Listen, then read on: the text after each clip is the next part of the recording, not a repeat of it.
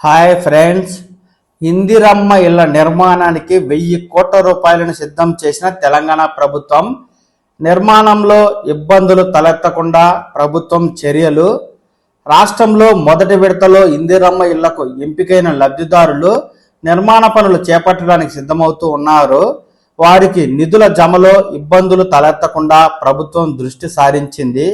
ఈ మేరకు 1000 కోట్ల రూపాయల నిధులను కేటాయించింది. రాష్ట్రంలో మండలానికి ఒక్క గ్రామం చొప్పున మొత్తం 562 పంచాయతీల్లో 71,482 మంది లబ్ధిదారులను మొదటి విడతలో ఎంపిక చేసింది. 4 దశల్లో ఒక్కో ఇంటి నిర్మాణానికి ప్రభుత్వం 5 లక్షలు ఇవ్వనుంది. పునాది పనులు పూర్తి కాగానే మొదటి దశలో భాగంగా 1,00,000 రూపాయలను లబ్ధిదారుడి ఖాతాలో జమ చేయాల్సి ఉంది.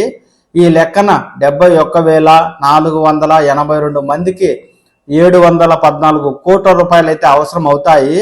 కేంద్రం రాష్ట్ర ప్రభుత్వాల నుంచి వాటా రూపంలో నిధులను కేటాయిస్తారు.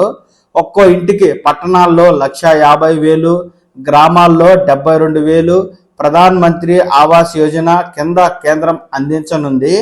రాష్ట్ర వాటాగా పట్టణాల్లో 3.50 లక్షలు, గ్రామాల్లో 4.28 లక్షలను కేటాయించనుంది. మొదటి దశలో చెల్లించాల్సిన డబ్బును, నిర్మాణ సామాగ్రికి కావాల్సిన డబ్బును రాష్ట్రాలే చెల్లించాలని కేంద్రం నుంచి నిబంధన ఉంది. ఇందులో భాగంగానే గృహ నిర్మాణ సంస్థ 1000 కోట్లను సిద్ధం చేసి ఉంచింది. ఇంటి నిర్మాణానికి ఎలాంటి ఆటంకాలు జరగకుండా ఉండడానికి ప్రభుత్వం కావాల్సిన అన్ని చర్యలను తీసుకుంటోంది. ఒక్కో లబ్ధిదారుడికి 8 ట్రాక్టర్ల ఇసుకను ఉచితంగా అందించాలని ఇప్పటికే నిర్ణయం తీసుకుంది. సిమెంటు, ఇనుము కూడా తక్కువ ధరకు అందించేలా కంపెనీలతో జిల్లాల్లో వారీగా అధికారులు చర్యలు చేపడుతూ ఉన్నారు. రాష్ట్ర ప్రభుత్వం 5 ఏళ్లలో మొత్తం 28,000 కోట్లతో 20 లక్షల ఇళ్లను నిర్మించి ఇవ్వాలని లక్ష్యంగా పెట్టుకుంది. ఇందులో భాగంగా మొదటి దశలో 7,740 కోట్ల రూపాయలను ఖర్చు చేయనుంది. కాగా మీరు అడిగినన్ని ఇల్లు ఇవ్వము, ఇందిరమ్మ ఇళ్ల పథకానికి కేటాయింపులు అంతంతే, తెలంగాణకు కేంద్రం షాక్ అంటూ కూడా తాజా అప్డేట్ అయితే వచ్చిందండి.